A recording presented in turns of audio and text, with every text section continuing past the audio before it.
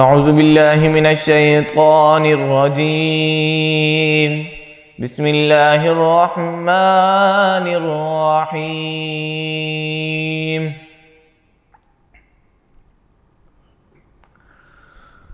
اقم الصلاة لدلوق الشمس الى غسق اللیل وقرآن الفجر ان قرآن الفجر كان مشهودا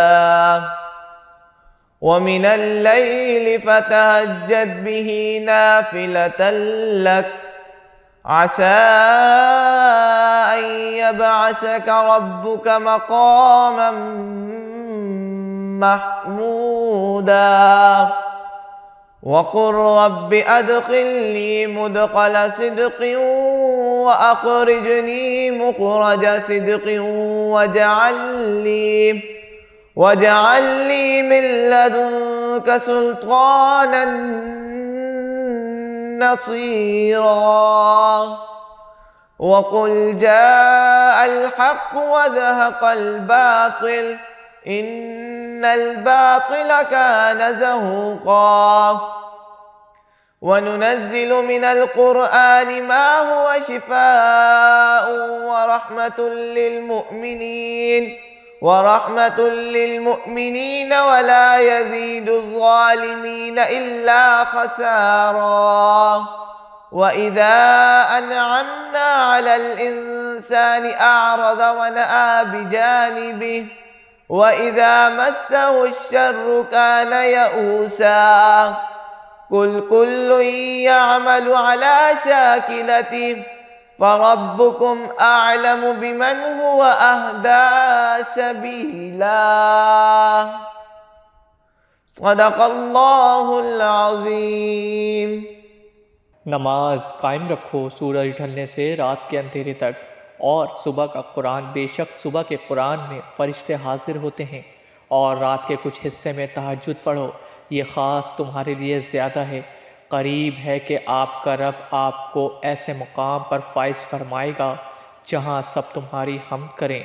اور اے حبیب یوں عرض کرو کہ اے میرے رب مجھے پسندیدہ طریقے سے داخل فرما اور مجھے پسندیدہ طریقے سے نکال دے، اور میرے لیے اپنی طرف سے مددگار قوت بنا دے، اور تم فرماؤ کہ حق آیا اور باطل مٹ گیا، بے شک باطل کو مٹنا ہی تھا، اور ہم قرآن میں وہ چیز اتارتے ہیں جو ایمان والوں کے لیے شفا اور رحمت ہے، اور اس سے ظالموں کو خسارہ ہی بڑھتا ہے۔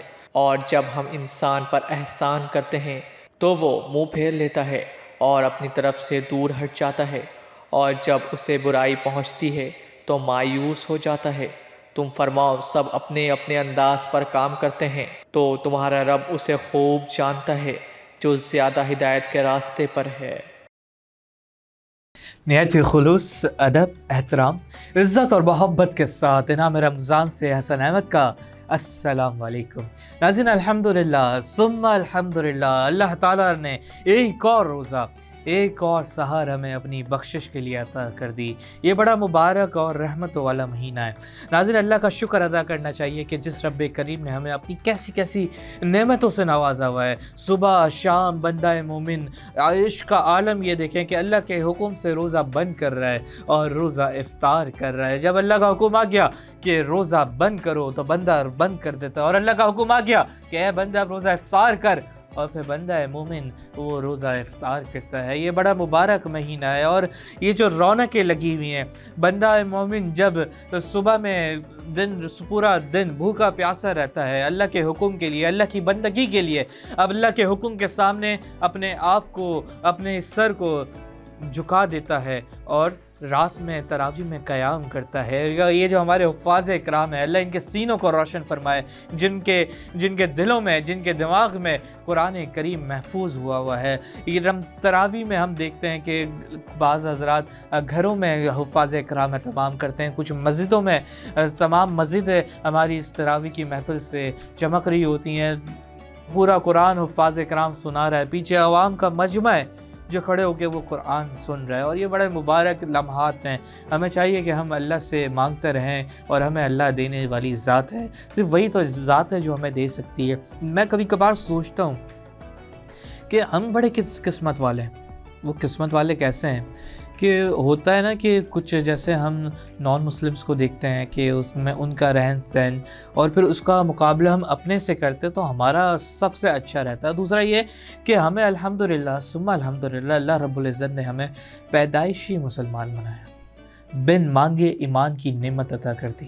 کتنی بڑی نعمت ہے ایمان کی، جن کے بعد آج نعمت وہ نہیں ہے ایمان کی، تو وہ اپنے خداؤں کو مانتے ہیں، لیکن انہیں حقیقت کے بارے میں علم نہیں، انہیں آخرت کے بارے میں علم نہیں۔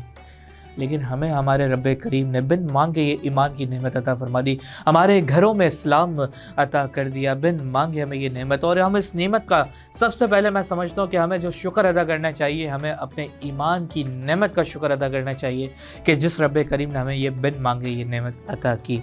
آج ہمارے ساتھ موجود ہے ہمارے نعت خواں۔ ظاہر ہے یہ جو آج ہم 12واں روزہ کر رہے ہیں، سحری 12ویں روزے کی کر رہے ہیں، اور یہ جو رونق ہے ہمارے جو سیٹ پر ہے، یہ ہمارے جو رونق ہے یہ ہمارے ان نعت خواہوں کی وجہ سے۔ تو آج ہمارے ساتھ موجود ہے ہمارے نعت خواہ دانیال صاحب۔ بسم اللہ کریں جی۔ صلی علی نبینا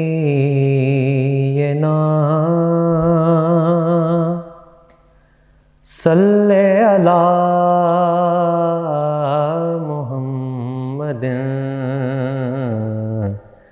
صلی علی شفیعنا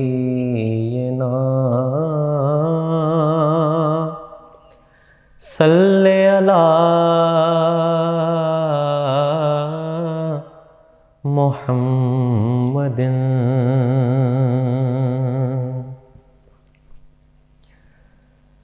نبی کا لب پر، نبی کا لب پر جو ذکر ہے بے مثال آیا، کمال آیا۔ نبی کا لب پر جو ذکر ہے بے مثال آیا، کمال آیا۔ نبی کا لب پر جو ذکر ہے بے مثال آیا، کمال آیا۔ جو ہجر طیبہ میں یاد بن کر خیال آیا، کمال آیا۔ جو ہجر طیبہ میں یاد بن کر خیال آیا، کمال آیا۔ تیری دعاؤں ہی کی بدولت عذاب رب سے بچے ہوئے ہیں۔ تیری دعاؤں ہی کی بدولت عذاب رب سے بچے ہوئے ہیں۔ جو حق میں امت کہ تیرے لب پر سوال آیا، کمال آیا۔ جو حق میں امت کہ تیرے لب پر سوال آیا، کمال آیا۔ اور چلے زمین پر قدم کی آہٹ بہشت والوں کو دے سنائی، چلے زمین پر قدم کی آہٹ،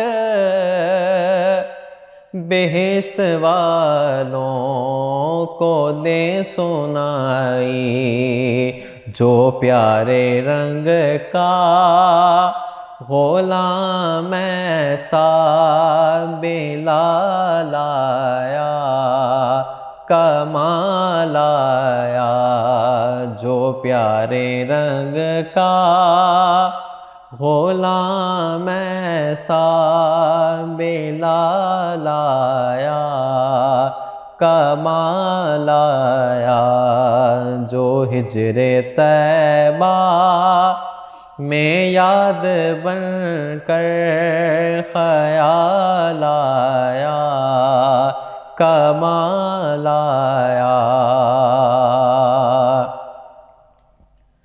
اور نبی کی آمد سے نور پھیلا، فضائے شب پر نکھار آیا، نبی کی آمد سے نور پھیلا، فضائے شب پر نکھار آیا، چمن میں کلیوں کے رخ پہ حسن و جمال آیا، کمال آیا، چمن میں کلیوں کے رخ پہ حسن و جمال آیا، کمال آیا، اور نبی تو صائم سبھی ہے اعلیٰ، ہیں رتبے سب کے عظیم و بالا، نبی تو صائم سبھی ہے اعلیٰ،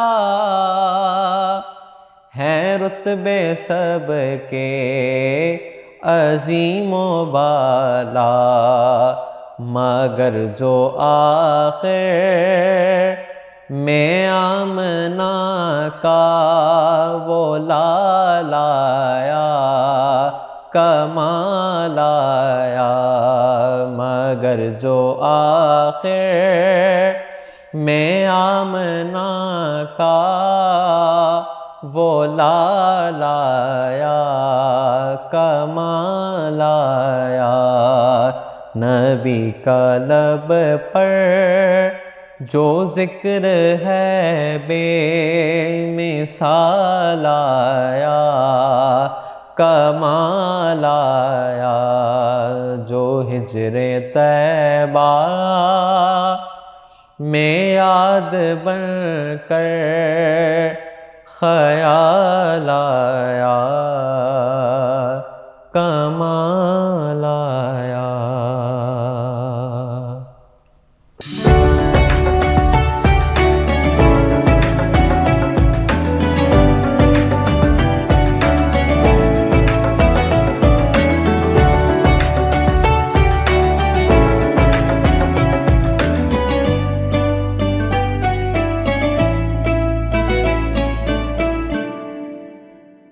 ایک بار پھر ناظرین نام رمضان میں آپ کو خوش آمدید۔ ناظرین کل ہم نے بیان کیا تھا شداد کا واقعہ کہ اللہ کے نبی نے اس کو جب تبلیغ دی تو اس نے جھٹلا دیا اور خود معاذ اللہ خدائی کا دعویٰ کرنے لگا، پھر اس کے بعد اس نے اللہ کے مقابلے میں معاذ اللہ اپنی جنت تیار کی، جس جنت کا نام اس نے باغ ارم رکھا تھا، اور پھر وہ اپنی جنت میں داخل بھی نہیں ہوا پایا۔ تو کل کا یہ واقعہ تھا۔ تو آج ہم بات کر رہے ہیں کہ اللہ تعالیٰ نے مالک الموت سے کیا سوال کیے اور مالک الموت نے کیا اس کا جواب دیا۔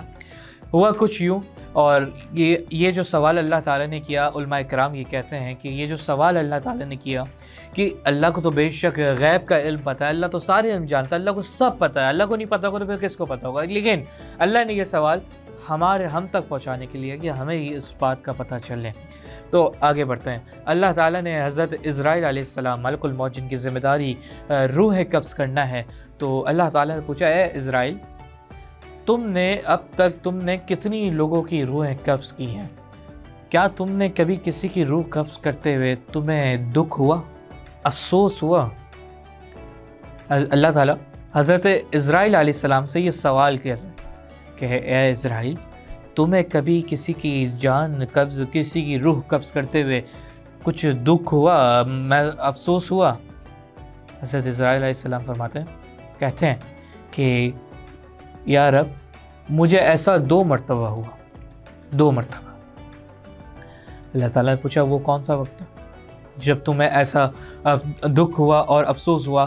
اب دکھ بھی افسوس بھی کس کو ہو رہا ہے؟ حضرت اسرائیل علیہ السلام جن کی ذمہ داری ہے کہ روح قبض کرنا، اور کتنی روحیں انہوں نے قبض کی ہوں گی اور کر رہے ہیں۔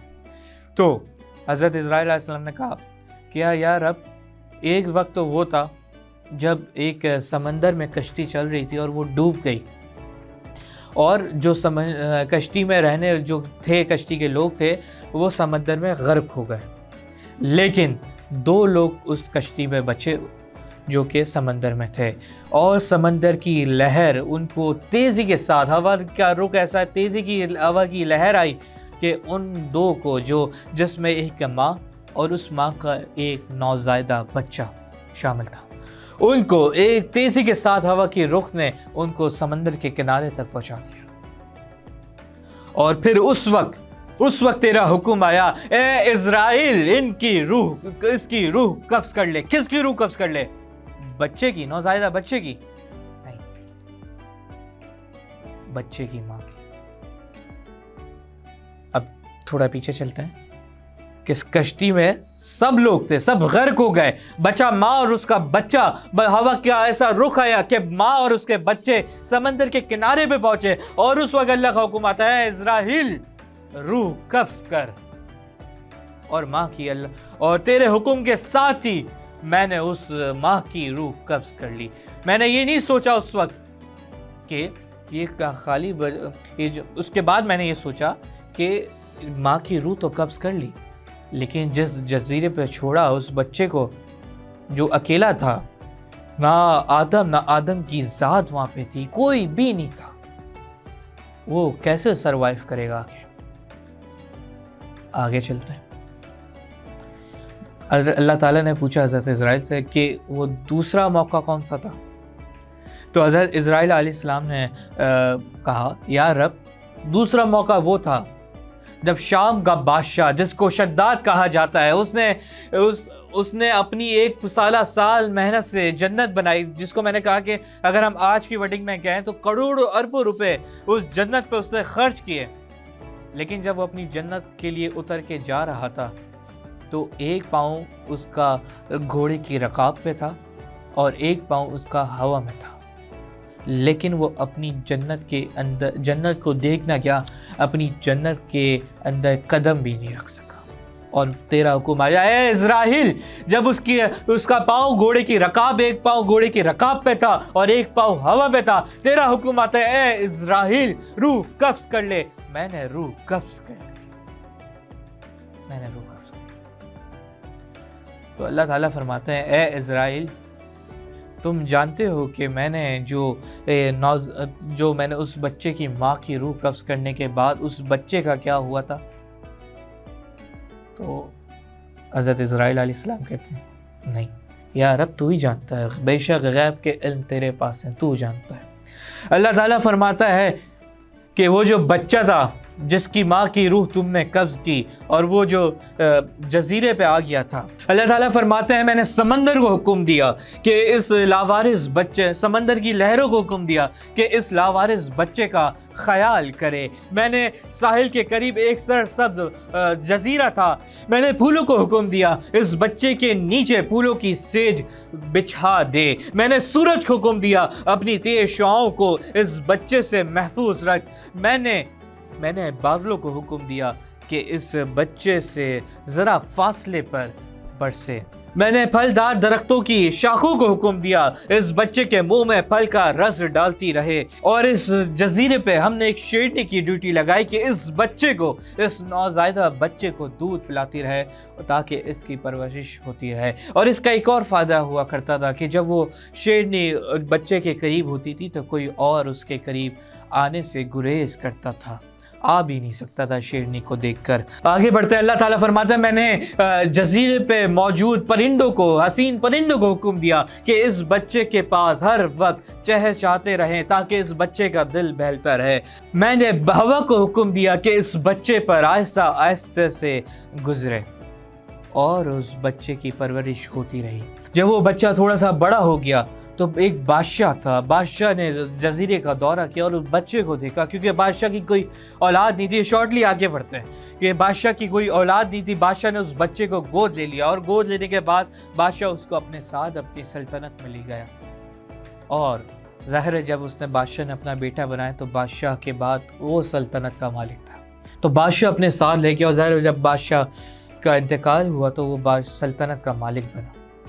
اور جب میرا نبی اس کے پاس گئے، میرا پیغام لے کر، اب یہ آپ نے قصہ سنا کہ سمندر سے اس کو جزیرے تک لایا، ماں اس کی مر گئی، اللہ نے اس کی پرورش کی، شیرنی کے ذمہ اس کی ڈیوٹی لگائی کہ اس کو دودھ پلائے، پرندوں کے ذمہ اس کا ذمہ داری لگائی کہ اس بچے کو بلاتی رہے، درختوں کی شاخوں کو حکم دیا کہ پھل کے جو پھل تھے اس کا رس اس کے منہ میں ڈالتے رہیں، اور سمندر کی لہروں کو حکم دیا کہ اس بچے کا خیال رکھے، ہواؤں کو حکم دیا کہ اس کے اوپر سے آہستہ سے گزرے، بادلوں کو حکم دیا کہ اس کے جو اطراف، اس کے دور اطراف سے برسے۔ اور وہ بادشاہ جب بنتا ہے اور میرے نبی جب اس کو پیغام دیتے ہیں، میرے دین کا، میرا پیغام دیتے ہیں، حق و سچ کے بارے میں بتاتے تو وہ جھٹلا دیتے ہیں۔ وہ بادشاہ کون تھا یہ ابھی نہیں پتا، آگے چلیں۔ وہ بادشاہ جھٹلا دیتا ہے اور میرے مقابلے میں اس نے جنت بنانے کا اعلان کیا، میرے نبی نے بتایا کہ جنت ایسی ہوگی، وہ سنا، اور پھر اس کے بعد اس نے میرے مقابلے میں جنت تیار کی جس کا نام باغ ارم تھا۔ جی ہاں، میں بات کر رہا ہوں شداد کی، جس کا واقعہ ہم نے کل سنا کہ اس نے کس طرح اللہ کے مقابلے جنت تیار کی۔ اور اے ابراہیم تم جانتے ہو، اے اسرائیل تم جانتے ہو کہ تم نے جس پہ تم نے افسوس کیا وہ دو نہیں، وہ ایک تھا، اور وہ شداد تھا، وہ شداد تھا۔ اللہ تعالی ہم سب کو ان تمام فتنوں سے دور رکھے اور اپنا محبوب و مقرر بندہ بننے کی توفیق عطا فرمائے، ہمیشہ اپنی اطاعت کرنے کی توفیق عطا فرمائے، اور اللہ رب العزت کے جو حبیب ہے حضرت محمد مصطفیٰ صلی اللہ علیہ وسلم، ان کی نقالی میں زندگی گزارنے کی ہم سب کو توفیق عطا فرمائے۔ اور ظاہر ہے کہ میں اس پہ بات ضرور کروں گا، کیونکہ ہم ہر سحری کے بعد، افطار کے بعد ظاہر ہم یہ دعا ضرور کر رہے ہیں کہ جو غزہ کی اس وقت صورتحال ہے اس کے معاملے پر کہ اللہ امن و امان کو برقرار رکھے اور امن و امان والی سچویشن واپسی لے کے آئے، اور تمام مظلوم مسلمانوں کا اللہ ساتھ دے۔ ظاہر ہے کوئی بھی ساتھ نہیں دے رہا، لیکن وہ رب عزت کی ذات ساتھ دینے والی ہے، وہ ذات ساتھ دینے والی ہے کہ اس پہ میں ابھی اس بات کو تھوڑا سا آگے بڑھاتا ہوں، اور میں آپ کو بتا رہا ہوں کہ وہ رب کی ذات ساتھ دینے والی ہے جس نے شداد کو سمندر کی لہروں سے بچاتے ہوئے دریا کے جزیرے پہ پہنچایا۔ اللہ رب العزت نے اس کو سمندروں کو حکم دیا، پھلوں کو حکم دیا، آسمان کو، ہواؤں کو حکم دیا، بادلوں کو حکم دیا۔ اسی طرح اللہ تعالیٰ مظلوم مسلمانوں کے لیے اللہ تعالیٰ ایسی حکم دینے والا ہے، ہواؤں کو حکم دینے والا ہے، زمینوں پہ رہنے والے مسلمانوں کے دلوں میں ان کی محبت ڈالنے والا ہے۔ اللہ تعالیٰ یہ جو بھی معاملات ہیں اس کو جلد از جلد سالو کر کے اللہ تعالیٰ ہمارے مسلمان بھائیوں کو دوبارہ یہ رمضان کی خوشیاں دیکھنا نصیب عطا فرمائے۔